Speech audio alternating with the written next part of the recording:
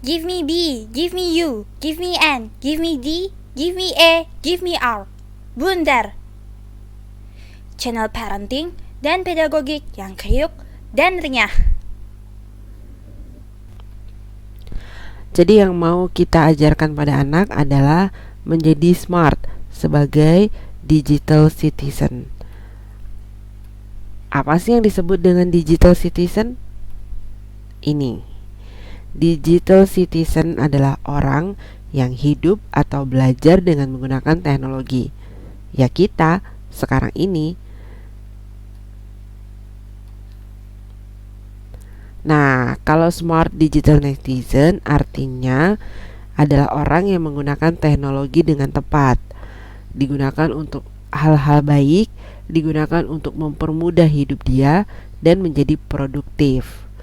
Kemudian saat online dia aman bagi orang lain, aman bagi dirinya sendiri. Yang disebut aman ini adalah postingan-postingannya atau hal-hal yang dia akses. Yang ketiga, bertanggung jawab. Artinya bertanggung jawab tuh tahu kapan harus berhenti, tahu kapan harus mulai, tahu batasan yang mana yang boleh dilewati dan mana yang enggak. Jadi ini 3 fokus utama yang mau kita ajarkan kepada anak. Sekarang tipe pengguna gadget. Ada yang hanya sekedar mengkonsumsi, biasanya anak-anak yang kecil-kecil banget atau orang tua banget ya, yang tidak punya kemampuan untuk berkontribusi. Kemudian ada yang aktif. Yang aktif ini adalah yang memberi kontribusi. Misalnya memproduksi media, kayak bikin podcast, bikin channel YouTube, bikin games dan lain sebagainya. Atau berinteraksi. Jadi ikut game online kayak gitu ya. Membuat desain atau mengcoding, bikin program itu juga adalah pengguna gadget yang aktif. Efek negatif gadget kayaknya kita semua udah tahu ya. Karena ada perubahan gaya hidup, kemudian jadi obesitas, terus antisosial juga gitu. Kan kita udah sering lihat bagaimana sekelompok orang duduk bersama tetapi tidak berinteraksi satu sama lain, melainkan berinteraksi dengan gadgetnya, dengan orang-orang yang jauh dari dirinya gitu. Nah, karena perubahan gaya hidup itu juga kemudian bisa muncul masalah kesehatan. Terus mengganggu perkembangan juga kalau menggunakan gadget terlalu dini dengan tanpa memperhatikan aspek-aspek perkembangan lainnya.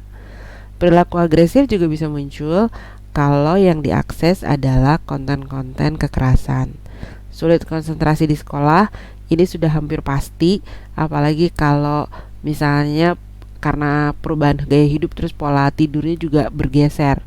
Jadi misalnya sampai pagi main games, akhirnya kan di sekolah ngantuk dan pasti jadi sulit konsentrasi. Kapan sebenarnya anak boleh mengakses gadget? Idealnya sebenarnya anak itu baru bisa mengakses gadget itu umur 11 sampai 13 tahun. Tetapi kita semua tahu kalau hal ideal itu hampir tidak ada sekarang ya. Jadi anak-anak kecil memang sudah dikasih gadget. Nah, sebenarnya yang ideal itu usia 2 sampai 3 tahun tuh nggak perlu sama sekali berinteraksi dengan gadget. Karena pembelajaran yang terbaik buat dia adalah dengan menggunakan seluruh indera, dengan menggunakan seluruh tubuhnya. Gitu. Jadi motorik kasar, motorik halus bisa berkembang optimal. Di atas 3 tahun, anak bisa memakai gadget tetapi bukan sebagai pengguna yang aktif. Jadi gadget itu lebih digunakan oleh orang tua sebagai media untuk proses pembelajaran.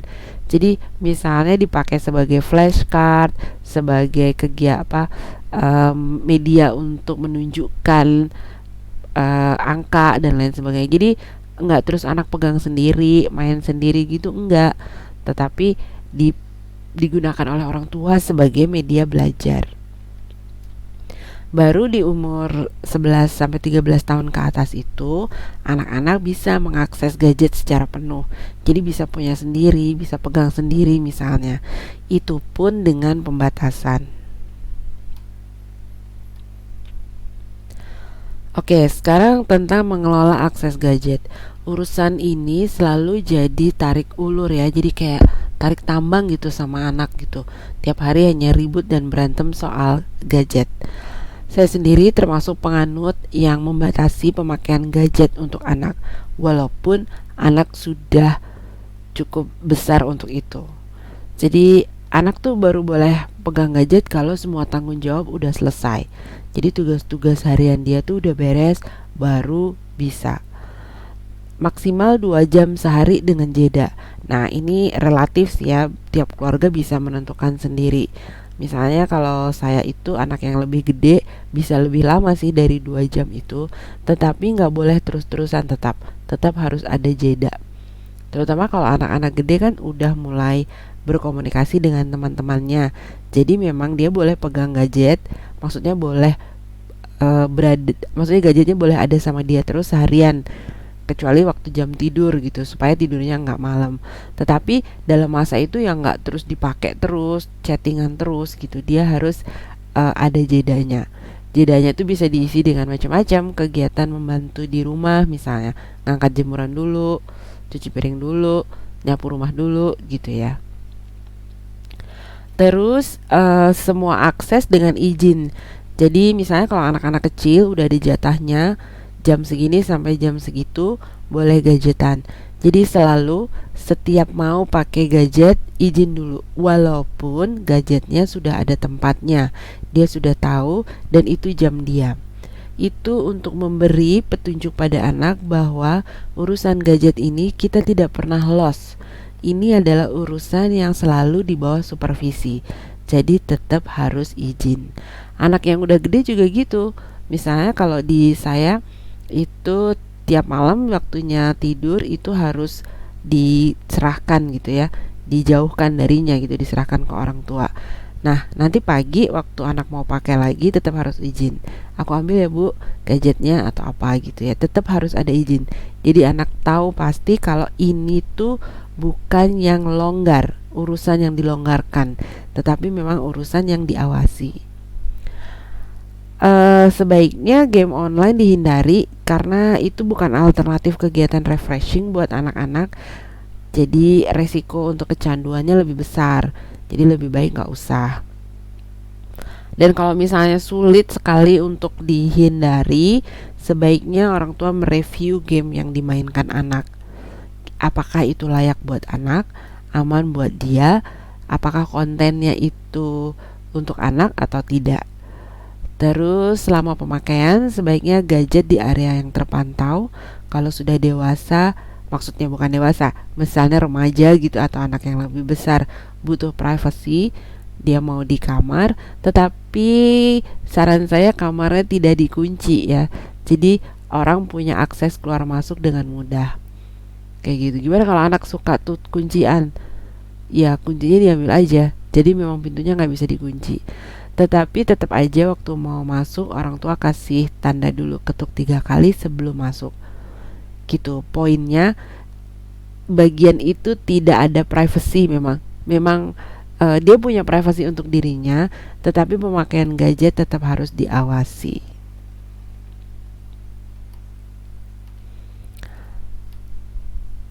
Sekarang anak harus tahu saat dia mengakses gadget dan mulai posting dan lain sebagainya, anak harus diberi peringatan khusus bahwa setiap postingan yang ia lakukan itu bersifat permanen. Postingan itu masih ada di sana di internet walaupun sudah dihapus. Cuma kita aja yang nggak bisa lihat, tetapi kalau digali oleh orang yang punya skill sebenarnya itu bisa. Terus harus terus berpikir sebelum posting. Apakah postingannya itu layak? Apakah itu hal yang baik? Apakah itu berguna? Apakah itu menyakiti orang lain atau tidak? Jadi harus selalu berpikir dulu sebelum posting.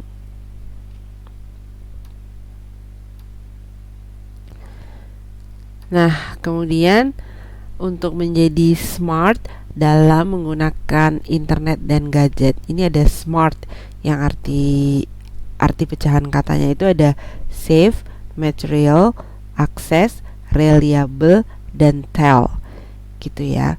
Yang pertama soal keamanan. Kita tidak boleh posting data personal, tidak memberikan informasi personal kepada siapapun yang tidak kita kenal. Jadi tidak perlu posting alamat rumah, pokoknya semua hal tentang diri kita personal itu anak tidak boleh posting. Kalau perlu sebenarnya saya tuh penganut juga yang tidak foto-foto dan lain sebagainya yang kemudian diposting. Karena kan kenyataannya memang itu sekarang ada orang-orang yang mendownload foto-foto itu lalu membuat akun-akun cloning. Jadi akun palsu yang dimiliki orang-orang entah maksudnya apa dengan foto kita gitu, dan udah banyak ada di dunia maya gitu. Jadi posting foto-foto tuh sebaiknya dihindari. Terus anak harus tahu bahwa segala sesuatu yang ada di internet itu tidak semuanya benar. Kita tidak tahu siapa yang berada di belakang akun-akun apapun itu. Sehingga anak sebaiknya tidak berinteraksi dengan orang-orang yang tidak dikenal. Jadi kalau punya sosmed itu sebaiknya yang kenal-kenal aja. Kalau nggak kenal, tidak usah komentar, tidak usah menjawab DM, tidak usah mengirim pesan.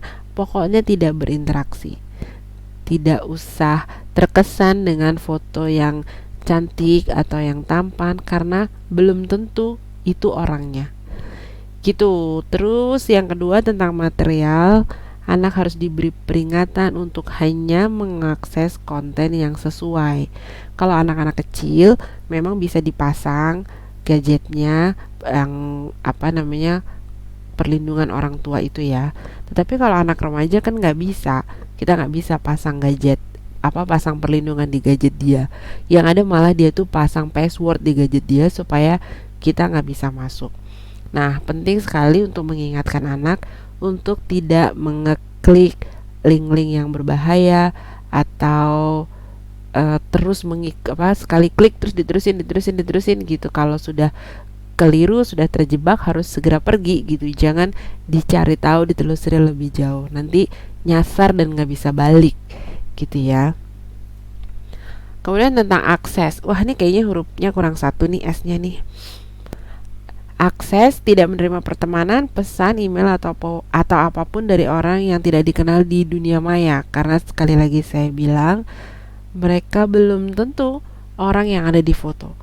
Jadi tidak usah tergiur dengan kata-kata manis, janji-janji manis, atau wajah tampan, rupawan, cantik, beautiful di internet, karena itu belum tentu benar. Kemudian reliable, hanya menerima informasi dari sumber yang terpercaya. Ada broadcast segala macam, isu-isu atau mitos-mitos, omong kosong, kebohongan dan lain sebagainya. Anak harus cek and recheck.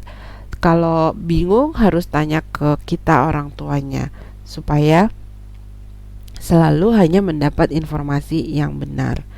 Kemudian lapor ke kita kalau menemukan hal-hal aneh atau yang tidak menyenangkan. Jadi cyberbullying gitu ya, kalau diperlakukan buruk gitu di internet, sebaiknya lapor kepada orang dewasa.